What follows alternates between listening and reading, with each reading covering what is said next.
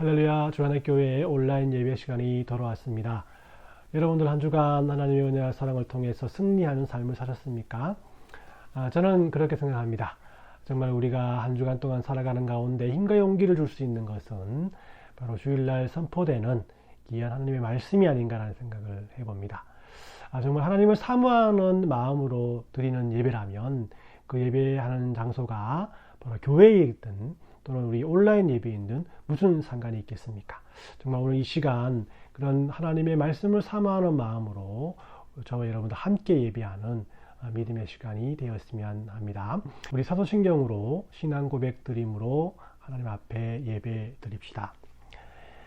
이 전능하사 천지를 만드신 하나님의 아버지를 내가 믿사오며 그 외아들 우리 주 예수 그리스도를 믿사오니 이는 성령으로 잉태하사 동정녀 마리아에게 나시고 본디오 빌라도에게 고난을 받으사 십자가에 못 박혀 죽으시고 장사한 지 사흘 만에 죽은 자 가운데서 다시 살아나시며 하늘에 오르사 전능하신 하나님 편에 앉아 계시다가 저여서 산 자와 죽은 자를 심판하러 오시리라. 성령을 믿사오며 거룩한 공예와 성도가 서로 교통하는 것과 죄를 사하여 주시는 것과 몸이 다시 사는 것과 영원히 사는 것을 믿사옵나이다. 아멘. 오늘 우리에게 주시는 하나님의 말씀은 고린도전서 2장 6절에서 7절까지 말씀입니다. 고린도전서 2장 6에서 7절까지 말씀 우리 함께 읽도록 하겠습니다. 6절입니다. 시작. 그러나 우리가 온전한 자들 중에서는 지혜를 말하노니 이는 이 세상의 지혜가 아니요 또 이 세상에서 없어질 통치자들의 지혜도 아니요 오직 은밀한 가운데 있는 하나님의 지혜를 말하는 것으로서 곧 감추어졌던 것인데 하나님이 우리의 영광을 위하여 만세 전에 미리 정하신 것이라. 아멘. 하나님께서 만물을 만드시고 마지막 날에 자신의 형상을 가지고 사람을 만드셨습니다. 저는 하나님께서 자기 형상으로 사람을 만들었다는 이 말씀이 참으로 마음에 와닿습니다. 왜냐하면 우리가 하나님을 닮는 구석이 하나라도 있기 때문이라는 것이죠. 우리에게는 다른 동물과는 다르게 이 사랑과 지혜와 같은 하나님께서 가지고 계신 성향들을 가지고 있습니다. 그러나 하나님께서는 훨씬 더 위대하신 분이시기 때문에 우리가 할 수 없는 영원하시고 변함없으시고 또 모든 것을 아시고 모든 것을 하실 수 있는 분이시기도 합니다. 그러면 하나님께서 우리를 왜 하나님의 형상을 따라 만드셨을까요? 그 이유는 하나님께서 만드신 이 우주 만물을 함께 다스리기 원하셨기 때문입니다. 일을 하려면 어느 정도의 수준이 맞아야 되지 않겠습니까? 하나님께서 말씀하시면 그 말씀대로 무엇이라도 할 수 있을 정도의 조건을 맞추기 위해서 사람들을 만드실 때 하나님의 형상을 따라 만드셨다라는 것입니다. 그러나 우리들도 알다시피 이런 인간은 하나님을 떠나게 됩니다. 또 그 이후에 사람들은 계속해서 자기 자신에 대해서 그리고 우주 만물에 대해서 더 많은 것을 알려는 욕구를 가지고 있었습니다. 이를 옛날 사람들은 에덴 동산에서 하나님과 함께 했을 때의 기억을 쫓으려는 욕구라고 말들을 합니다. 그래서 인류가 지금까지 살아오면서 계속 관심을 가졌던 것은 그들이 먹고 마시는 일에만 집중한 것이 아니라 자신의 근원에 대한 것들과 영혼에 대한 관심이 있었습니다. 그래서 사람들은 자신을 위한 신을 스스로 만들어서 우상으로 섬겼으며 또 다양한 방법을 통해서 우주 만물의 근원이 되는 것에 대해서 알려고 노력했던 것입니다. 그러나 결국 이 노력이 헛된 것임을 스스로 깨달을 수밖에 없었던 것이죠. 왜 그럴까? 이것은 이 전도서 3장 11절 말씀을 통해서 우리가 잘 알 수 있습니다. 영혼을 사모하는 마음을 주셨느니라. 그러나 하나님이 하시는 일의 시종을 사람으로 측량할 수 없게 하셨도다. 이 말씀은 우리 스스로 하나님에 대해서 알 도리가 없다는 것을 말하는 것이죠. 왜냐하면 하나님께서 측량할 수 없게끔 하셨기 때문입니다. 이러한 이유 때문에 하나님께서는 우리들에게 말씀해 주시는 방법밖에는 하나님을 알 수 있는 방법이 없습니다. 그렇기 때문에 하나님께서는 성경 말씀을 통해서 자신의 비밀을 우리에게 말씀해 주십니다. 우리들은 하나님께서 우리들에게 주신 성경 말씀을 상고하면서 하나님의 감추어진 비밀을 알 수 있는 것입니다. 이는 이 사도 바울이 오늘 고백했던 오늘 읽었던 본문 말씀을 통해서 분명히 이해할 수가 있는데, 하나님의 지혜를 말하는 것으로 곧 감추어졌던 것인데, 하나님이 우리의 영광을 위해서 만세 전에 미리 정하신 것이라. 오늘은 이 말씀을 중심으로 하나님은 다 계획이 있으신 분이다 라는 제목으로 하나님께서는 어떻게 일하시는가에 대해서 알아보는 시간을 갖도록 하겠습니다. 첫 번째로 하나님께서는 모든 일에 계획을 가지고 일하신다라는 겁니다. 하나님께서는 오늘 본문 말씀처럼 만세 전에 미리 정하신 것을 따라 일하십니다. 이것을 쉽게 말하면 하나님께서는 창세 전에 미리 모든 사역을 계획해 놓으셨다는 것을 말하는데, 거기에는 우리들의 구원도 또 이 우주 만물을 경영하시는 하나님의 방법도 다 포함되어 있습니다. 바울은 에베소서 1장 4절 말씀을 통해서 곧 창세 전에 그리스도 안에서 우리를 택하사 우리로 사랑 안에서 그 앞에 거룩하고 흠이 없게 하시려고 라고 이 말씀을 합니다. 우리들의 구원이 창세전부터 미리 예정되었다는 의미인데, 이 사실은 우리가 언제 하나님의 자녀가 되었든 간에 그것은 우리 자신의 의지로 또 하나님의 자녀가 된 것이 아니라, 또 우리의 부모나 우리가 믿고 있었던 이 조상들의 은공이 아니라 하나님의 계획 아래에서 이루어진 것이라는 것을 말씀합니다. 이 신앙을 떠나서도 마찬가지라는 것이죠. 이 과학자들이 우주에 대해서 계속해서 연구해서 얻은 결론은 이 우주 만물이 그냥 혼돈 속에서 우연의 일치로 만들어지고 움직이는 것이 아니라 어떤 법칙에 의해서 하나의 오차도 없이 움직이고 있다라는 것입니다. 제가 이거 문과생이라서 과학적인 그 진리나 또 이론과 수학적인 계산에는 약해서 그 법칙들과 이론들이 어떠한 의미를 가지고 있는 것에 대한 이해도가 떨어집니다만, 확실한 것은 그 법칙 또한 하나님의 계획 아래에서 나왔다라는 것입니다. 여러분들이 잘 알고 계시는 아인슈타인은 신은 주사위 놀이를 하지 않는다라는 유명한 말을 남겼습니다.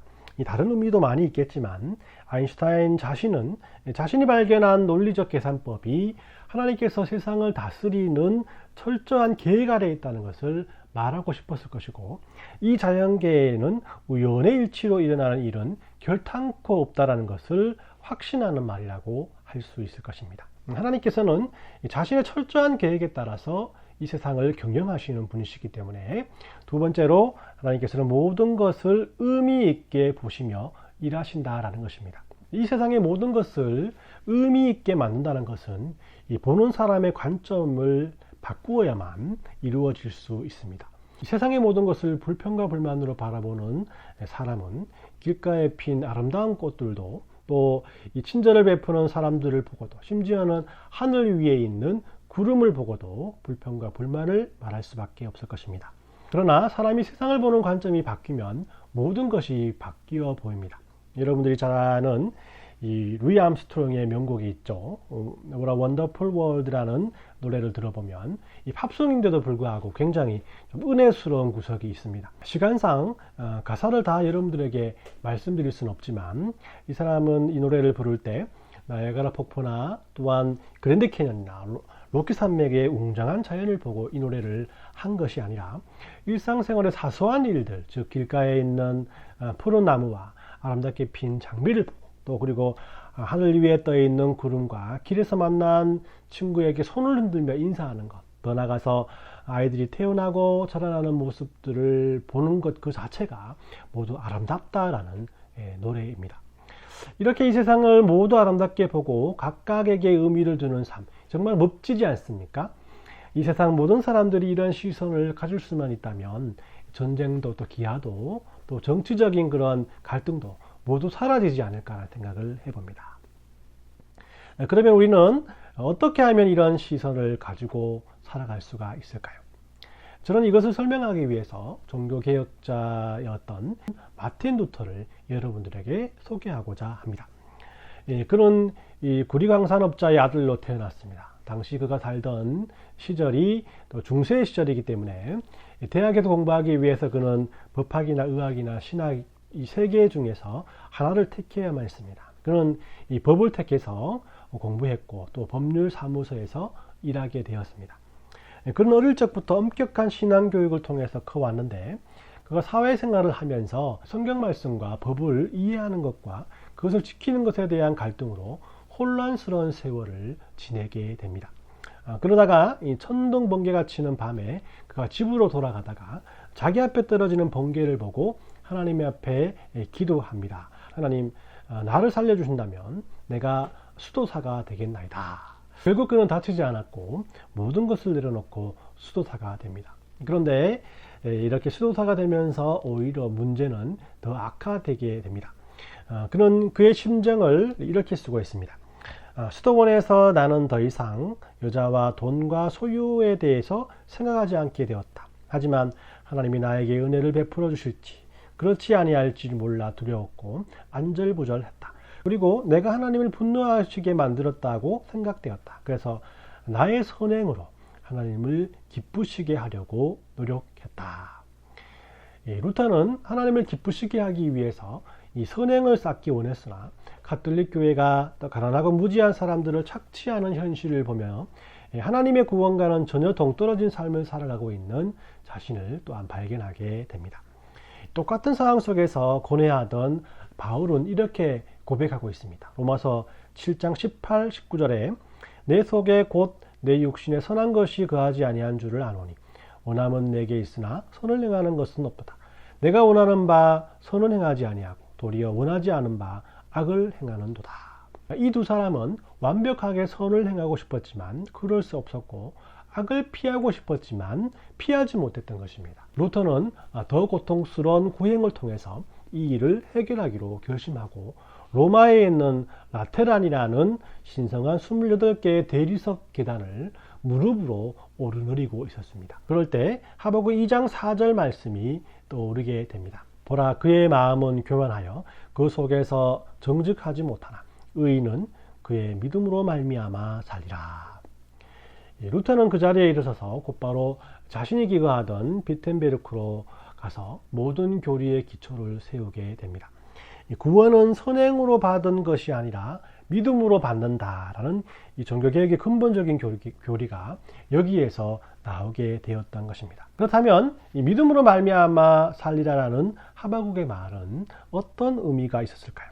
첫 번째는 실질적인 삶, 즉 성경이 구원이라고 말하는 것은 우리가 더 열심히 일하고 또 더 많이 일하고 더 선한 일을 할 때 임하는 것이 아니라 하나님의 은혜로 임한다는 것입니다. 이것이 복음이 아니겠습니까? 두 번째는 믿음으로 살게 된 의인은 그 순간만 이런 마음을 가지는 것이 아니라 그 후에도 믿음으로 살아가려고 노력한다라는 의미가 담겨져 있습니다. 루터가 어느 구두를 만드는 사람을 만났을 때 그 구두장이가 이 루터에게 이렇게 말합니다. 어떻게 하는 것이 하나님을 기쁘게 하는 삶을 사는 것일까요? 그때 루터는 이 구두를 최선을 다해 잘 만들고 그것을 제값에 팔면 됩니다 라고 대답해 주었다고 합니다. 이 구두를 만드는 사람은 자신이 구두를 만드는 것은 하나님을 위해서 선행을 행하고 또 교회를 위해서 헌금하는 것보다 천한 일이라고 생각했던 것입니다. 그러나 그는 이제 신발을 최선을 다해서 만들고 가격을 속이지 않고 파는 것으로도 하나님께서는 자신을 사랑하시고 또 인정해 주시고 의롭다 여기시고 영원히 자신을 지켜주신다는 사실을 확증하게 된 것입니다. 즉 신발을 만드는 일로도 하나님을 영화롭게 할 수 있다는 것이죠. 이런 믿음은 직업에도 하나님에 대한 소명이 있다는 직업 소명설로 발전하게 되었고 중세가 끝나고 군대로 접어들면서 상공업이 번성하게 될 때 상공업자들에게 큰 힘과 용기가 되었으며 이 종교개혁이 성공할 수 있는 기틀을 제공하게 되었습니다. 이 비밀을 발견할 수 있는 유일한 길은 하나님께서 주시는 은혜입니다. 하나님의 은혜로 우리는 복음에 대해서 깨닫게 되고 우리들이 어디 출신이고 또 무슨 일을 하든지 상관없이 하나님의 특별한 존재임을 알게 되는 것입니다. 우리는 이렇게 하나님의 은혜로 우리가 하나님의 특별한 존재이고 그리고 우리들 주위에 있는 모든 것들을 의미 있게 바라볼 수 있는 시선을 가지게 되었습니다. 우리들도 우리의 고백으로 이 얼마나 아름다운 세상인가 라고 우리들의 삶을 하나님 앞에 고백할 수 있게 된 것입니다. 이 자신의 위치 때문에 또 현실 때문에 자신이 초라해 보일 때가 있지 않습니까? 세상 사람들은 그렇게 자신을 볼지라도 이 세상을 만드시고 우리들을 구원하신 하나님께서는 여러분들 모두를 의미 있게 바라보고 계십니다. 그렇지 않다면 왜 자신의 아들 독생자를 희생하시면서까지 우리를 구원하셨을까요? 그렇기 때문에 우리들이 서 있는 자리에서 최선을 다해서 그리고 정직하게 일해야 합니다. 하나님께서는 하나님의 계획대로 여러분들을 세상에서 가장 가치 있는 존재로 사용하실 것이기 때문입니다. 세 번째로, 그렇다면 왜 하나님께서는 이런 은혜를 우리에게 주시는 것일까요? 그 이유는 은혜가 하나님이 세상을 통치하는 방법이기 때문입니다. 하나님께서는 이 우주 만물을 은혜로 통치하십니다. 그렇기 때문에 우리는 하나님의 은혜로 하나님께서 이 땅에 우리를 향하신 하나님의 계획을 알 수 있는 것입니다. 그렇다면 하나님의 계획이란 것이 무엇일까요?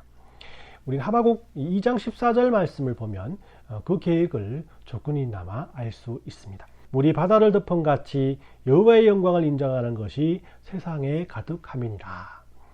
이 말씀을 하박국 2장 4절 말씀과 함께 보면 이런 결과가 납니다. 의인이 진정으로 믿음으로 말미암아 산다면 이 세상은 물이 바다 덮음 같이 하나님의 영광을 아는 지식으로 가득하게 될 것이다. 다시 한번 말씀드리겠습니다. 의인이 진정으로 믿음으로 말미암아 산다면 이 세상은 물이 바다 덮음 같이 하나님의 영광을 아는 지식으로 가득하게 될 것이다. 이것이 바로 모든 것에 대한 하나님의 계획의 최종 단계입니다. 하나님께서는 자신의 영광이 이 땅을 덮고 흠뻑 적셔서 말랐던 모든 것이 다시 살아나고 또 흐릿했던 모든 곳이 다시 빛나기를 원하셨던 것입니다. 하나님께서는 이 주식이나 마켓에서 하는 세일, 더 나아가서는 새로운 드라마, 월급 인상, 또 대출이자에 대한 것, 또 스포츠와 비디오 게임 등 우리들이 떠올릴 수 있는 모든 것에 대한 계획을 다 가지고 계십니다. 그리고 이것들이 사람의 즐거움을 채우기 위해서 쓰이는 것이 아니라 하나님의 영광이 온 땅에 넘쳐나게 하는데 쓰이기를 원하시고 계시다는 것입니다. 이것이 하나님께서 우리를 위해 가지고 계신 큰 그림이요 계획입니다. 이렇게 볼 때 하나님의 영광은 모든 것과 관계가 있는 것입니다. 하나님께서는 세상에 빛이 있으라 하시는 순간 그 빛은 하나님의 영광을 위해서 그곳에 생겼습니다. 하나님께서는 사람을 자신의 형상으로 만들었던 이유 역시 하나님의 영광을 위한 것이었고 그 인간을 죄와 어리석음으로부터 구원하신 이유도 자신의 영광을 위한 일이었습니다. 그러므로 우리들은 하나님의 영광을 위해서 만들어진 이 세상의 모든 것들이 죄로 말미암아 사람의 즐거움과 욕심을 위해 사용되어질 때 이것을 창조 이전으로 회복시키는 일을 끊임없이 해야 합니다. 모든 사람이 이 세상이 아름다운 세상임을 고백하는 그 순간까지 우리들이 끊임없이 하나님의 은혜를 간구해야 한다는 것입니다. 이런 하나님의 은혜를 구함으로써 우리의 삶 속에 있는 하나님의 계획하심을 우리는 완벽하게 이해할 수 있습니다. 오늘 말씀을 정리해 봅니다. 하나님께서는 어떻게 일하시는가? 하나님께서는 하나님의 정확한 계획대로 모든 것을 의미 있게 그리고 하나님의 영광을 위해서 사용하시면서 일하신다라는 것입니다. 즉 하나님은 다 계획을 가지고 계신 분이십니다. 이 세상에 우연은 없습니다. 우리의 모든 삶 한순간 한순간은 모든 것이 하나님의 계획에 대한 퍼즐을 맞추어가는 필연적인 사건이라는 것입니다. 어릴 적 여름방학이 되면 시골에 있는 할머니 댁에 가서 가재도 잡고 또 물고기도 잡고 깨구리도 잡으면서 열심히 놀다가 저녁에 밥을 먹고 옥수수를 먹으면서 이 마당에 펴 있는 그 멍석 위에 누워서 저 밤하늘을 바라볼 때가 기억납니다. 그때 보았던 하늘에는 수많은 별들과 은하수가 있었는데요. 당시 궁금했던 것은 이 별자리에 대한 것이었습니다. 아무리 뚫어져라 바라봐도 내가 알고 있는 오리온 자리도 또 북두칠성 자리도 실제로는 보이지 않는다는 것입니다.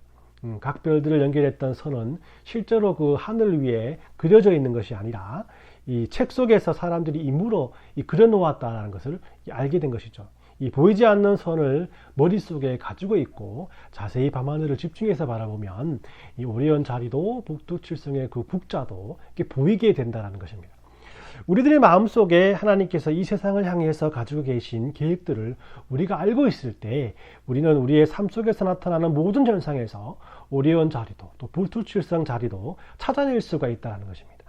끊임없이 변하는 이 현실에서 그리스도인이 어떻게 살아갈 것인가, 또 사업을 하는 크리스찬들은 어떻게 사업을 해야 하며 범죄가 들끓는 이 세상에서 그 범죄를 우리 크리스찬들은 어떻게 성경적으로 이해할 것인가, 문화와 사회 현상에 대한 성도로서의 자세는 어떠해야 하는가, 우리들에게 산재해 있는 이런 질문에 대해 우리는 하나님의 계획을 가지고 살펴볼 수 있어야 한다는 것입니다.